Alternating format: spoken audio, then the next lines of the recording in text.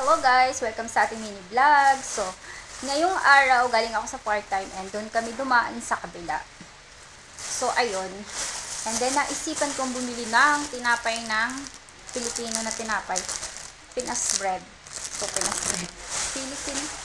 Basta yun na yun, cheese bread. Ayan. Ito. Pinoy bread. Tapos, Spanish bread.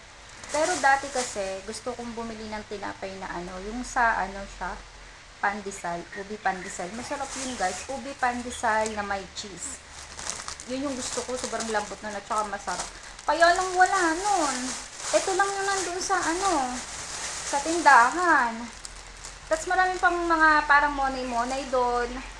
Pero, nagtingin-tingin ako, pero ito yung mga nagustuhan ko. So, bumili ako ng 3 balot. 2 cheese bread at 1 Spanish bread.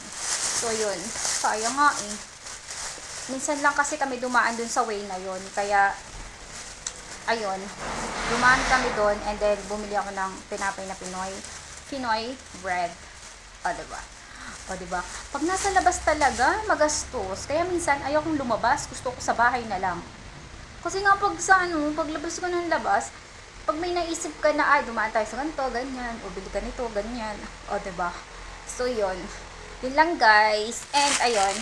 Then, bumili ako ng QQ. Hindi ko alam kung yung QQ is para siyang milk tea na may pearl.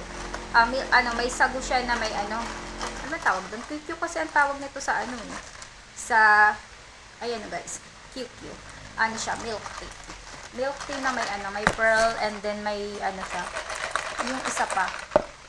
Yan. Yun lang guys. Thank you for watching.